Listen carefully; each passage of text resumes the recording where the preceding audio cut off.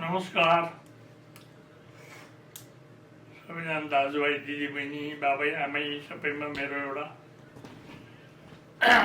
नमस्कार गरेर म कोही कुराहरू भन्न चाहिरहेको छु र सबैले जान्नुपर्ने कुराहरू कति कुराहरू आवश्यक परेको कुराहरू मान्छेलाई धेरै गाह्रो परिरहेको हुन्छ। कहाँ जाउँ कसलाई भनौँ के गरौँ भइरहेको हुन्छ र त्यस कारणका लागि मैले त्यो एउटा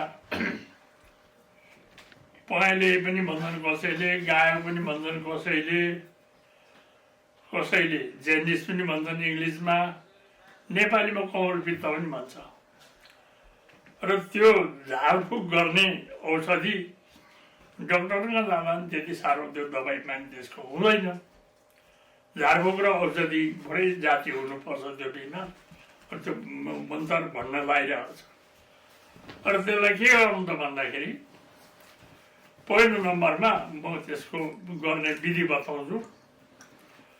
पहिलो नम्बरमा भरिसक्कै भए काँसे बटुको होस् अथवा सानो काँसे दाल छैन भेटिएन झर्किने भए पनि त्यसमा 1 घुट्नु जति तेल हाल्नु र त्यहाँनिर त्यसमा पानी हाल्नु त्यति नै जति, अझ पानी बढी होस् र दुबो 10-12वटा मुन्टा ल्याउनु र मुठो बनाउनु कुच्चाको मुठो जस्तो त्यो बनाएर चाहिँ अनि त्यहाँदेखि टाउका थपक्क त्यो बोटुको राख्नु र त्यो दुवाले वरिपरि त्यो मन्त्र म भन्छु त्यो मन्त्र भन्दै फुक्दै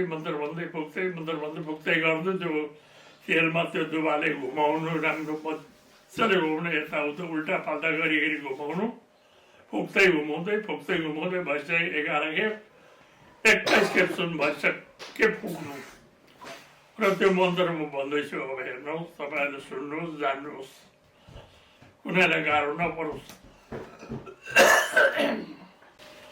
र त्यो म मन्त्र भन्दैछु त्यो तपाईँहरूले सिक्नुहोस् जान्नुहोस् गर्नुहोस्।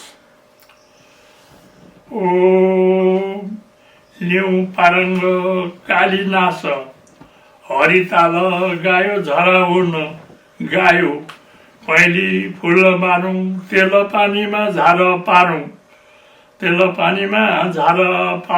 ईश्वर महादेव गौर पार्वत के बाचा भन्दै फुक्दै गरौँ त्यो मन्त्र भन्दै।